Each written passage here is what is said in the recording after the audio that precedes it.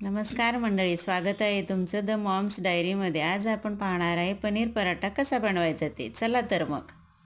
सारण बनवण्यासाठी लागणारं साहित्य आहे पनीर, हळद, मीठ, कोथिंबीर, लाल तिखट.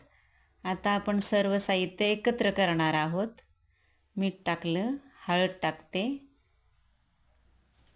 लाल तिखट टाकते, कोथिंबीर टाकणार आहे आणि सगळे एकजीव करून असं छान मळून घ्यायचे.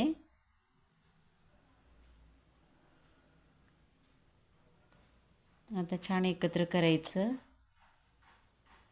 चांगला गोळा झाला पाहिजे असं मळून घ्यायचे. हे मोठे तुकडे बारीक करून घ्यायचे जेणेकरून पराठा लाटताना फाटू नये म्हणून. चांगला गोळा करायचा.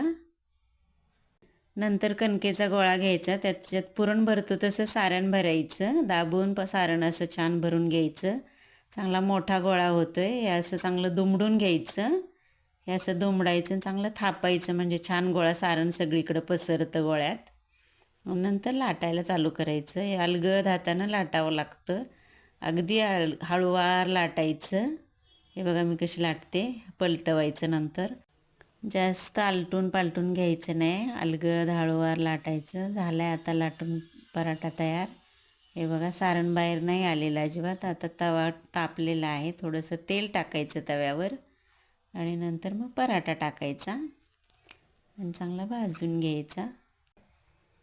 मीडियम गॅसवर भाजून घ्यायचा जेणेकरून पराठा करपू नये किंवा कडक पण होऊ नये. नंतर पराठा उलटवून घ्यायचा.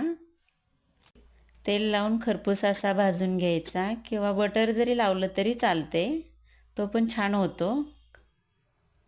असं दोन्ही बाजूनं तेल लावायचं आणि चांगला भाजून घ्यायचा. भरपूर असं तेल लावायचं जेणेकरून असा मऊसूत पराठा होतो. झाला आता पराठा तयार. Thank you for watching.